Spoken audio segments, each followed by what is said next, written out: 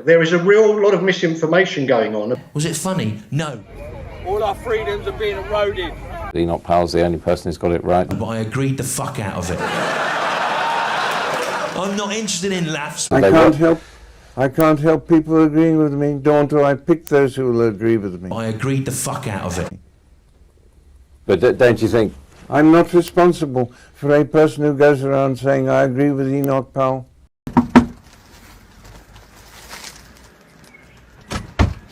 Hello. I've got a parcel for your next door neighbour. You've got the wrong fucking house then, mate. Not easy to say. No, I don't think you can capture my Britishness. I think it's a very complex thing. I guess it's hard to impose a set of values on 68.3 million very diverse people, isn't it? Ooh, ooh. Libby back. Back with a bowler. Libby back like it's bare fast and that, do you know what I mean? You lot are used to taking it more relaxed, obviously a bit older and that. You might think that refugees and other immigrants to this country might just be a little bit grateful if they turn up penniless and are then offered a 4-bedroomed house to live in for nothing. So, Olga, why did you go through the trouble of becoming a British citizen? Because, and don't take this the wrong way, if you don't like it, you can go back where you came from. Boy, it feels good to finally be on the other side of that. We're like the young generation, fast-paced. Do you know what I mean? Quick. You just bosh it out. Yeah. You play a tune for like 5 minutes, we're like 2 minutes in. Bang, mix it, yeah. The owner of a large house in Penrith was disturbed at images of Afghan refugees fleeing Kabul in September, and so offered the house to the Home Office to house refugees. So far, so good. 6 months later, it is still empty, and he's going to sell it because he can't afford to have it standing empty forever. The Home Office says that, despite being offered to a number of families, the offer of accommodation sadly could not be taken forward. We all know why this is, and it is a scandal. You think all this made me feel welcome? You don't know how easy you have it. I earned my place here. You were born into Mr. Blobby. I had Mr. Blobby thrust upon me. And I was thinking about that in regard to refugees and forced migration, this idea of how are we treating people who don't fit in, who don't belong.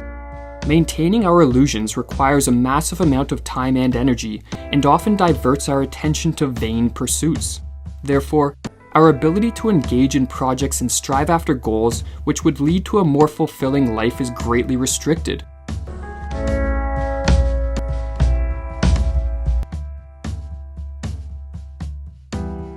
Very quickly you realize that there's so much available.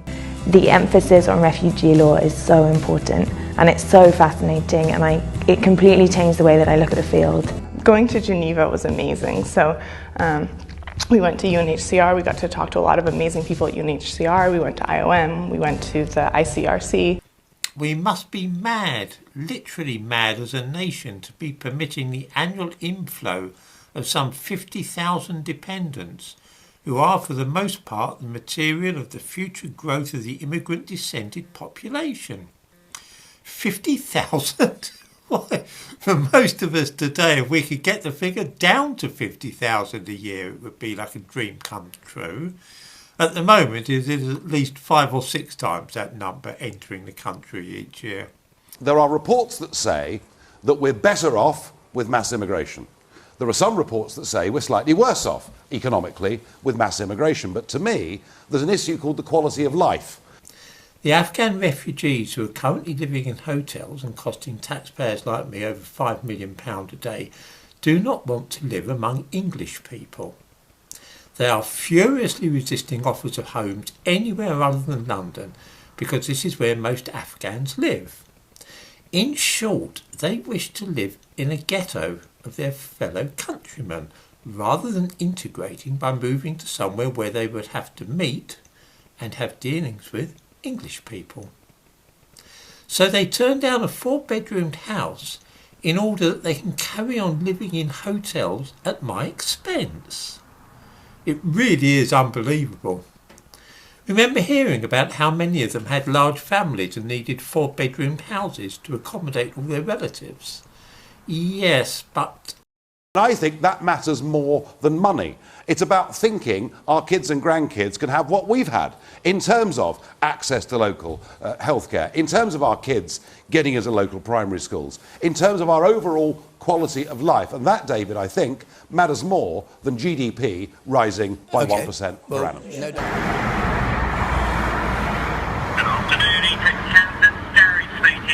Yeah, hi Gary. I've just seen your advert in the newsagent's window.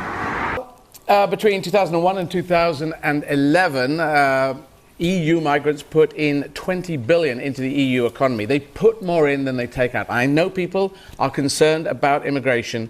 In the newsagent's window?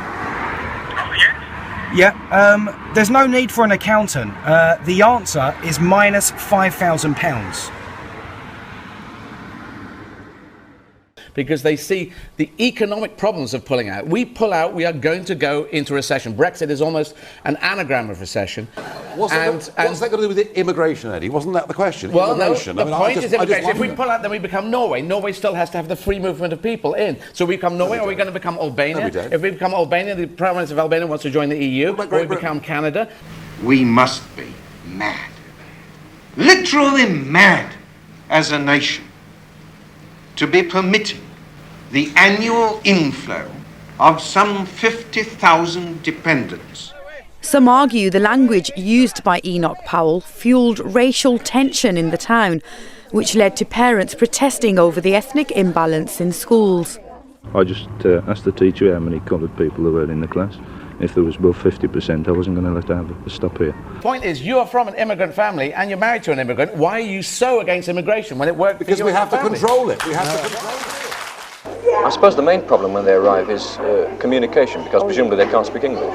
Well, the Indian children, majority of Indian children don't speak English. Do you think it's a disadvantage having so many immigrants here as against one? Oh yes, it is, because we haven't been given the opportunity to integrate the children properly.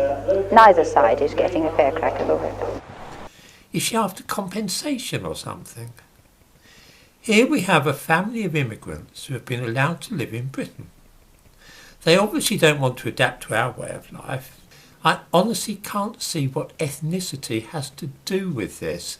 And I'm getting a little ticked off with people coming to live in Britain and not being the slightest bit grateful or even showing any desire to fit in with our way of life. You're French Protestant from one side, you're German from the other side. Yeah. You should be the champion.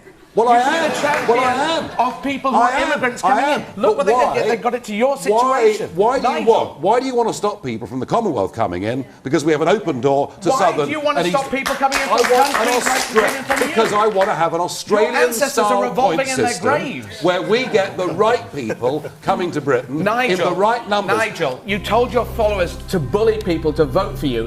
If you want to change something, you have to be a part of something. You have to get involved. You have to educate yourself on it, and you have to make a change from inside.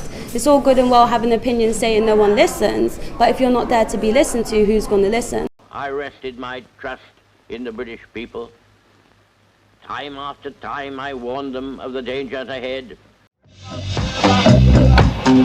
Revolution! Revolution! Revolution! Refreshment from start to finish.